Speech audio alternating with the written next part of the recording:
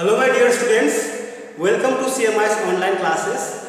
In today's class, we are going to discuss, explain and understand chapter 22 of our English grammar, transformation of sentences for the students of standard 7. So in this class, we are going to understand the rules of transforming one sentence into other sentences without making any changes in their meaning. So transformation means change, but here we are understanding, we are learning the process of changing a sentence into other sentences without making any change in their actual meaning.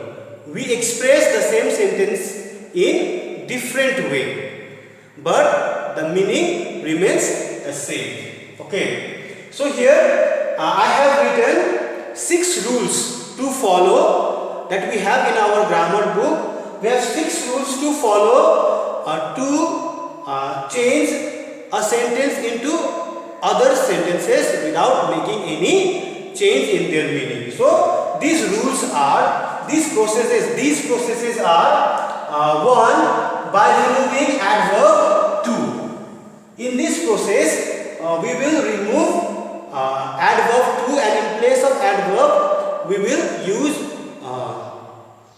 other words and we will make some other possible changes. Okay, and now process or rule number 2 is by interchanging the degrees of comparison of adjectives and adverbs. So we will write the sentence with the degrees of comparison of adjective and adverbs both, and again we are changing that sentence into another sentence without changing its meaning but changing the degrees of the same used adjectives and adverbs. Here we will express the sentence differently without making any changes in the meaning but by changing the degrees of adjectives and adverbs. How? We will see it.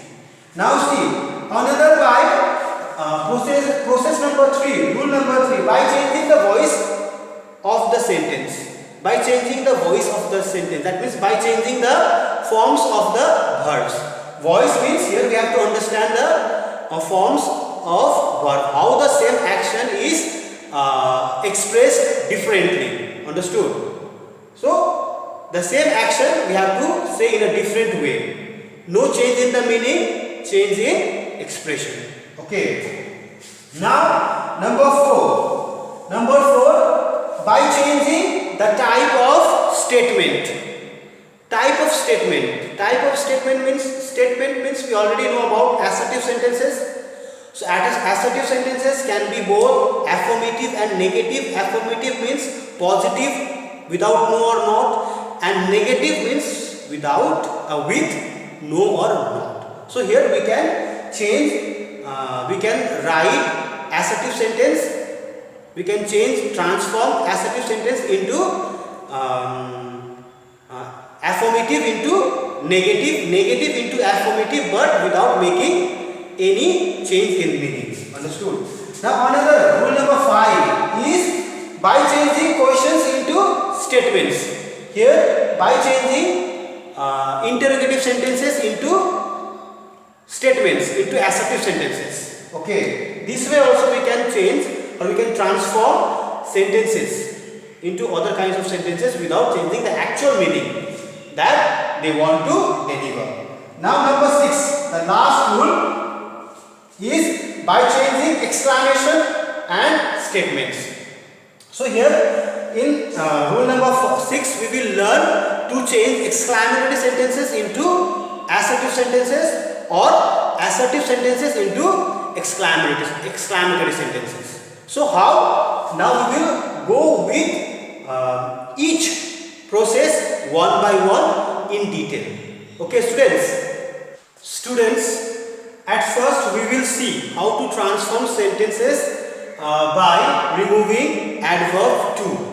Okay, so we will also understand the kind of adverb. What kind of adverb is found when we use to as an adverb? See here. He is too young to take this responsibility. See, I have taken these examples from your exercise. So, this is helpful for you to solve the exercise also. See, he is too young to take this responsibility. That means, here the subject, he is too young and he is unable to take this responsibility. Why? Because he is too young. Okay, that means he cannot take the responsibility. Okay, so here too is adverb. Why? Because it qualifies here young, adjective. Because we know that adverbs are the words that qualify verbs, adjectives and another adverb. So here this word too is qualifying adjective here. So it is an adverb and it is an adverb of degree. Okay. Now we will express the same sentence with same meaning but by changing some words. First by changing to with another adverb so. Here so is also the degree of adverb of degree because again it qualifies the same adjective young. He is so young that he cannot take this responsibility. Same meaning. He is so young that he cannot take this responsibility. That means the same. He is too young to take this responsibility. Okay. He is so young, that's why he cannot take this responsibility. Same sentence, but the expression is different. Okay. Now see here. Number 2. She is too nervous to attend the interview. Here also, to is adverb. And again, nervous is adjective. So here again, to is adverb of degree. Okay. He is too nervous to attend the interview. That means he cannot attend the interview. Why? Because he is too nervous. Okay. So I can write the same sentences another way. Like she is so nervous. Again, I have replaced to with so. In all the sentences, we have to remove to. TOO2 and in place of 2 we have to write so and we have to make some other changes. Okay. Like she is too nervous to attend the interview. That means she cannot attend the interview. I can write the same sentence in this way. She is so nervous that she cannot attend the interview. Okay. So here also same meaning but expression is different. Okay. Now see here. Next. They played too badly to win. Here, badly is adverb. They played badly.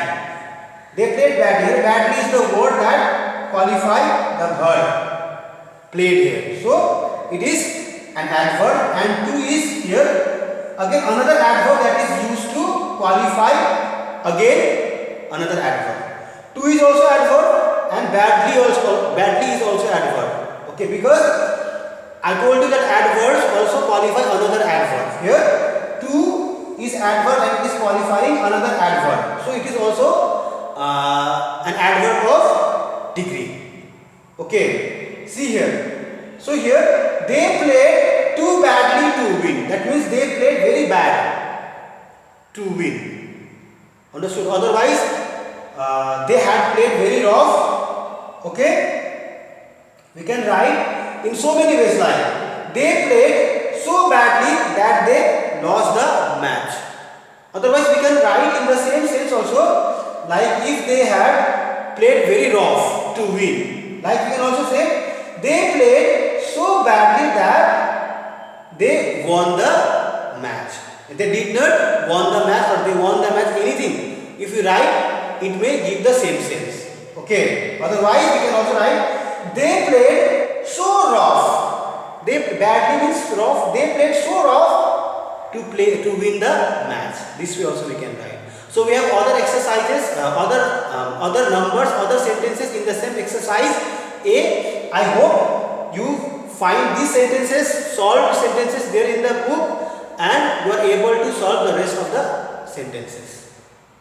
Now let's see how to transform sentences by interchanging degrees of comparison of adjectives and adverbs.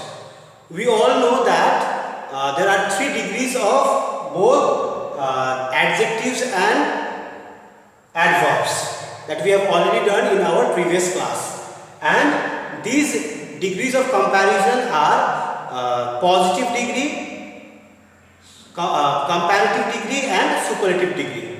Both adjectives and adverbs have these 3 degrees, and we are writing the same sentence, just changing the degrees of adjectives and adverbs, but we are expressing the same meaning, just we are changing the degrees of comparison of adjectives and adverbs. So let's see how we are doing so. See here, number 1, this is the deepest well in the village. Now I have taken these sentences from the exercises, from the exercise in your book, exercise B. Understood? This is the deepest well in the village. That means here, what is the adjective here? Can you see any adjective or adverb here? We have only adjective here, deepest, and this is superlative degree. Now we have to change. We have superlative degree. We have to change this into either comparative or positive. Okay, so here let's see. No other well is as deep as this well in the village. That means again this well is the deepest well in the village. That means in the village this well is the deepest well. Same sentence. Okay, now same. See the next sentence. Here in the second sentence I have written deep, and this is the positive degree.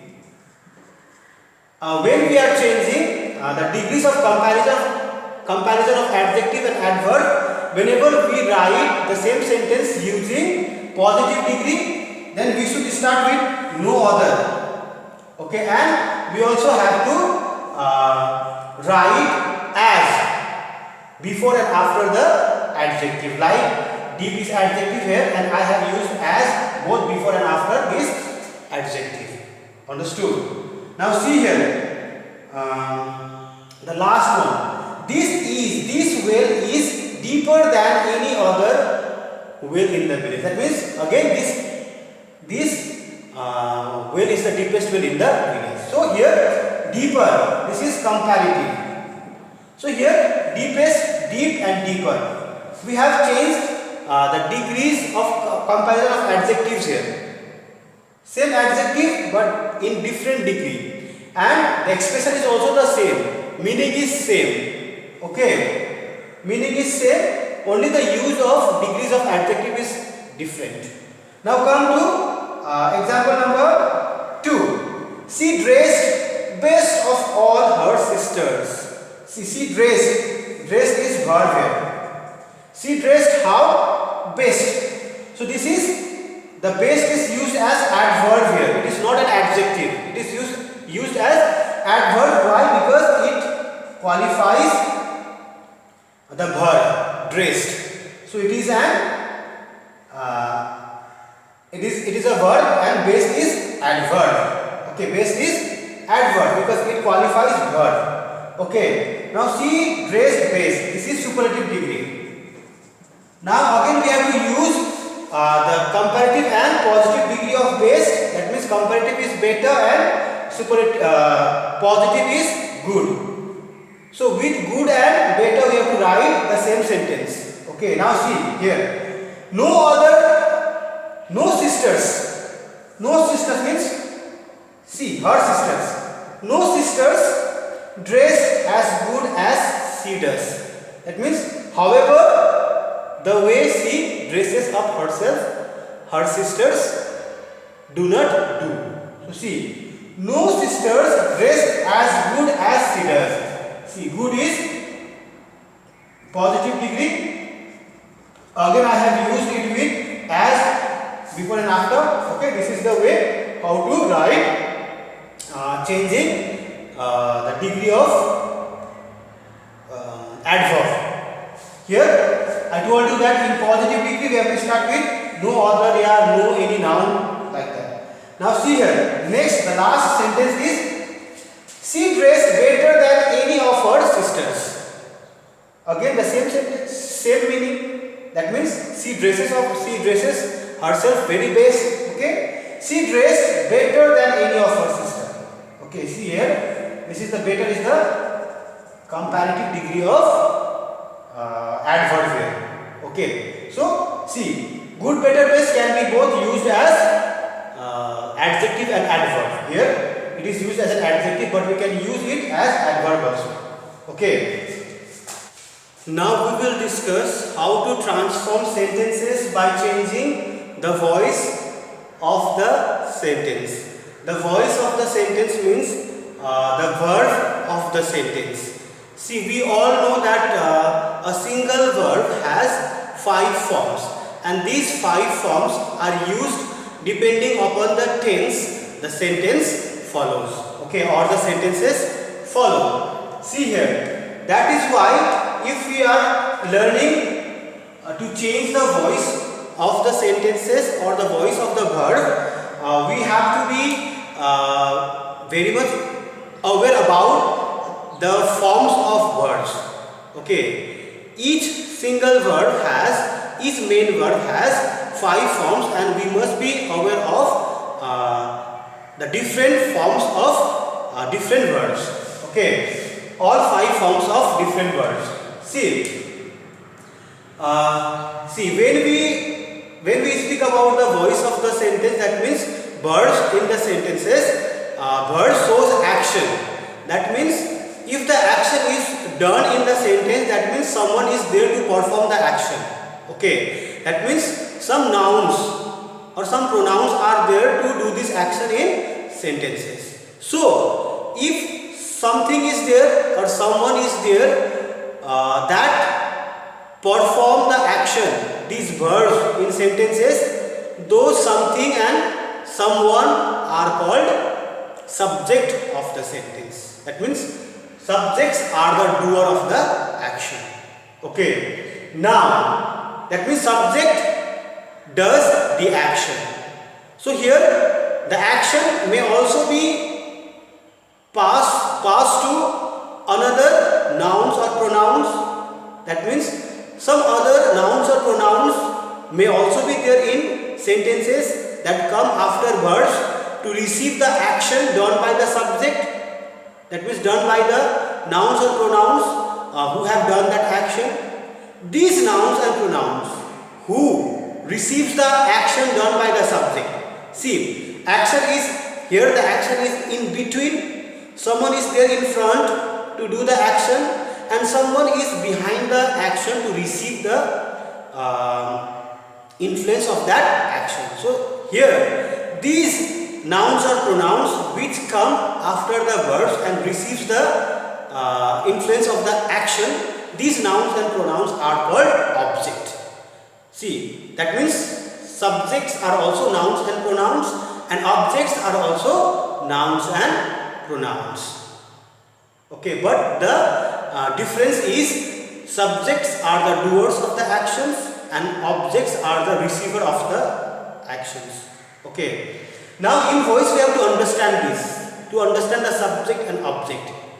Understood? And if you see the sentence in whichever tense the sentence is written, but if you see after reading, if you find that the action in the sentence is being expressed in a way that the action is done directly by the subject, that means the sentence is in active voice.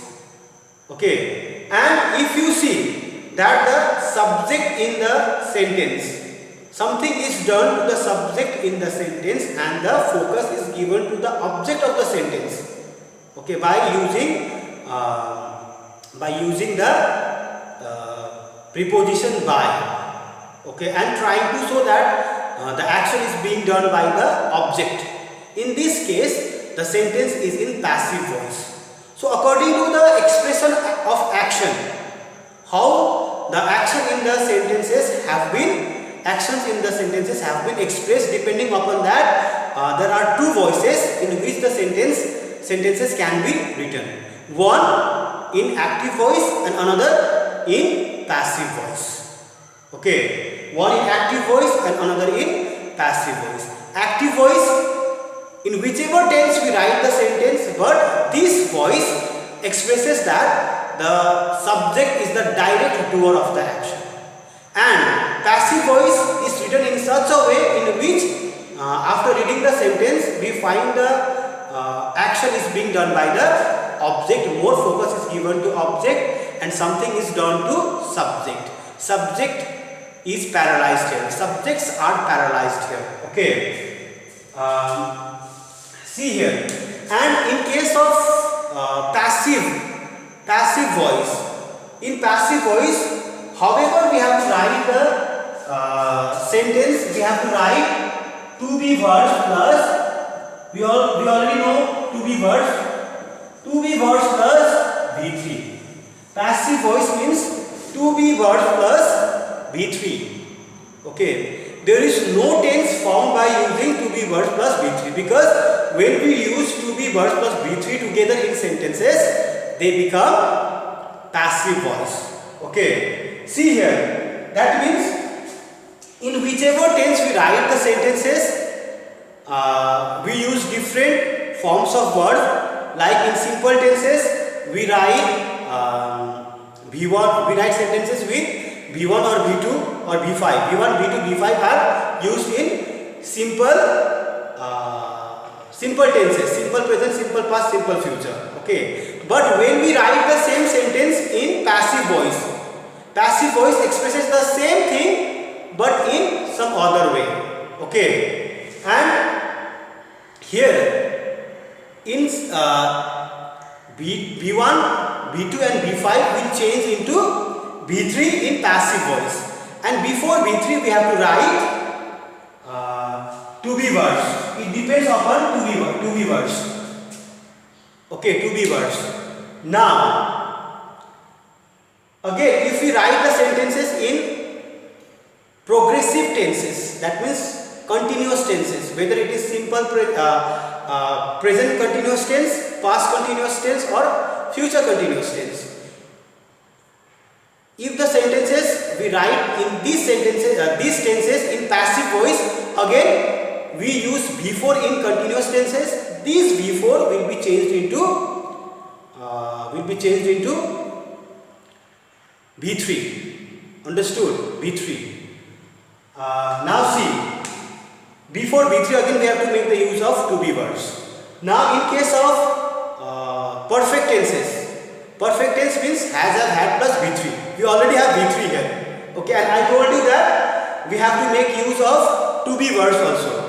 And in this case, V3 will remain V3, but we have to use to be verb also here. Again we use the to be verb or V3 form of to be verb. Okay, understood? These are the rules we follow to write sentences in passive voice. Okay, now see here. I was she saw me in the morning. She saw me in the morning. Okay, so the sentence here, what is the sentence is about she, and it is told that she has seen me. Okay, now what is the verb here? Saw. So who is doing the action of this verb? She. That means subject is doing the action. That means this sentence is in active voice. So now when we write the same sentence in passive voice, that means by changing the form of verb, here saw, this is V2 because this is in simple past tense. V2. Now V2 will change into V3. In whichever form the verb is used in active voice, those words will be changed into V3 in passive voice. Okay. So this saw will be changed into seen. Now another thing is we have to change subject and predicate, the places of subject and predicate. Subject will go to predicates, subject will go to object place and object will come to subject place. We have to interchange the place of subject and object. So here, she saw me is object and she is subject. Now, when we change this she has become object here, her, it is not him, her. This is object here. In passive voice, she has become her object. Now in passive voice, me has become me is object in active voice. Now in passive voice, it has become I. Okay, I. Now, see, I told you that this V3, this is V3. In passive voice, we have to change the main verb into V3. But before main verb, we have to use to be verb. So in simple present tense, we have to use is, am, are. Okay, depends upon the subject, singular or plural. Okay. This is in simple past tense that we have to use was or were. It depends upon the subject. So with I or singular subject, we use was. So I have used was here. I was seen. See, her is object, and before object we have to use the preposition by, and rest of the word we have to write the same. I was seen by her in the morning. So this is in passive voice. This is active voice, and this is passive voice. Same sentence, but only the change of voice has done, but the meaning is different. Now see, hasn't your homework been finished? See, we have here V3 and been also. To be verb, V3 of to be verb. That means to be verb plus V3 we have used here. That means this is in passive voice. If to be verbs and V3 are used together, that means the sentence is in passive voice. Okay, now we have to change this into active voice. Have you not finished your homework? See, have is here, not finished. We don't have any to be verb here. Okay, so it is interrogative sentence and it is changed into active voice. Interrogative sentence in active voice. Okay, like we can also write, he has finished his homework. Okay, he has finished his homework. This is interrogative sentence. Now assertive sentence, he has finished his homework. Okay, now again change this into passive voice. His homework has not been finished by him. So been is V3 form of the verb. After has, have, had, again we have to make the use of to be verb. So to be verb plus V3 is passive voice. Okay, now see here, we were being followed by the crowd. See here, see, we is subject, see, we were being followed. See, were, sentence is in past continuous tense but in passive voice, because were being followed, to be verb plus V3. This is passive voice.